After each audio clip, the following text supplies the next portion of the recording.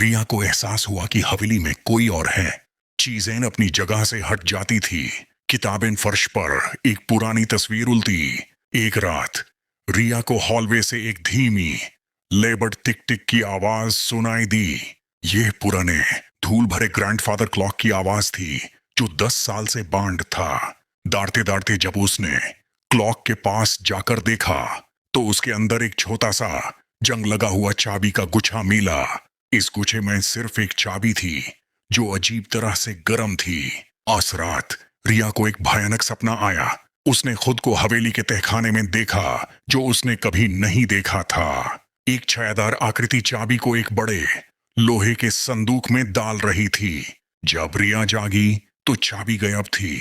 रिया ने उस तहखाने को ढूंढना शुरू किया। रसोई के पीछे टूटी हुई टाइल्स के नीचे उसे एक ढका हुआ लकड़ी का दरवाजा मिला। दरवाजा खोलते ही मिट्टी और सीलन की बदबूदार हवा का एक झोंका रिया से टकराया।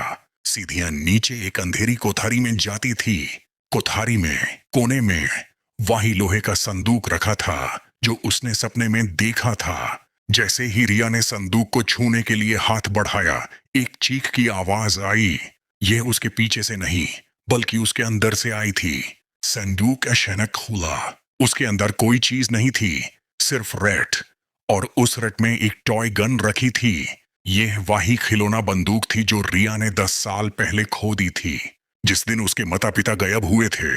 खिलौना बंदूक पर एक संदेश खुराचा हुआ था, हाना माना है तुम्हारा सामाई। और अचानक ऊपर हॉलवे में ग्रैंडफादर क्लॉक जोर से 12 बार घंटा बजाने लगा।